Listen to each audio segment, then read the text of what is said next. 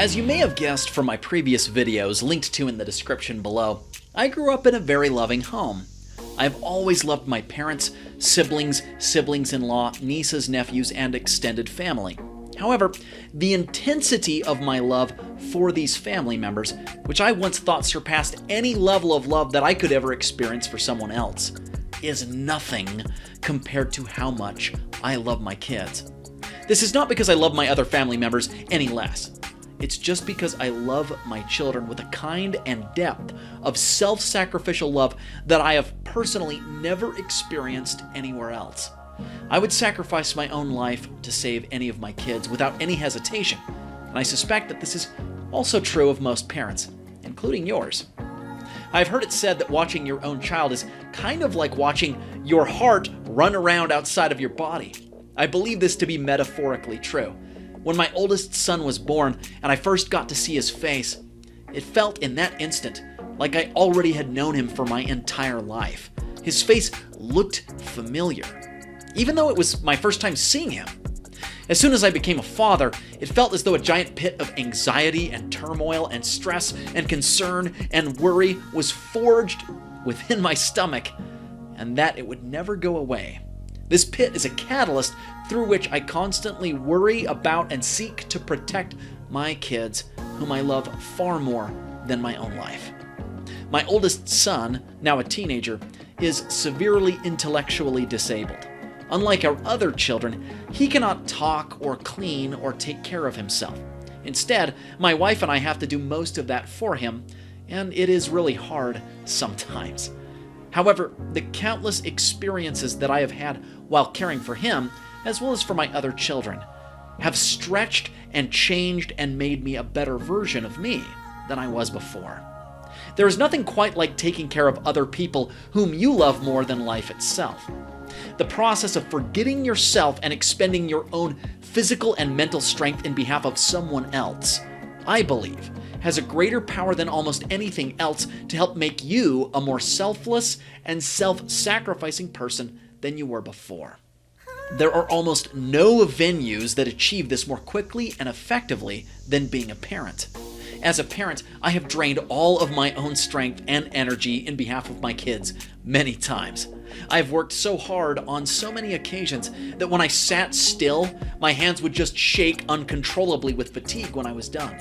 And yet, I could still feel a reservoir of energy beyond my own come and replenish me so I could continue pressing forward. For all of this, I am grateful to my kids.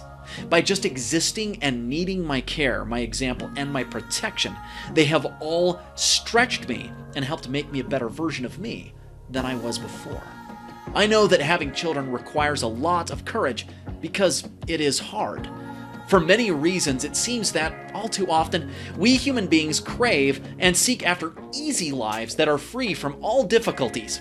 Perhaps paradoxically, I believe that if we seek after completely carefree lives that avoid all challenges, then as we get older, our lives will actually feel less meaningful. In contrast, championing over hard things can bring some of life's deepest feelings of purpose, meaning, self-satisfaction, and joy.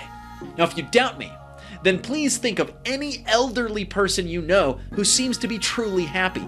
If you take the time to ask them, you will find that they have likely trod through tremendous hardships when they were younger, which helped shape, refine, and purify their souls, eventually leading them to their current state. Please do not naively think, then, that long-lasting happiness will come by avoiding hard things. It won't. Sometimes we have to plunge into the fire and conquer it before we can experience our greatest growth, joy, sense of purpose and meaning, and depth of soul.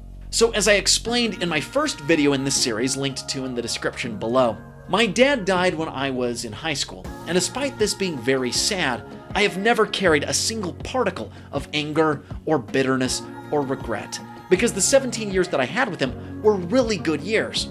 In fact, his example of patience, selflessness, kindness, and genuine goodness over a relatively short time frame set the stage for every major decision that I have ever experienced since. How? Simple. Since his death, every time I have come to a crucial crossroads decision in my life, I have always asked myself upon choosing my path, would my dad be happy with this choice? Making choices that I know would please him, while avoiding those that I believe would bring him shame, has been like a guiding star for me and my life, leading me to the success and happiness that I now enjoy. Almost none of those paths have been the easy one, but all of them have eventually, not instantly, but eventually, brought long-lasting joy. To my children, whom I love more than myself and my own life, as well as hopefully my future grandchildren and great-grandchildren and anyone else who might someday be watching this, I am so grateful for you.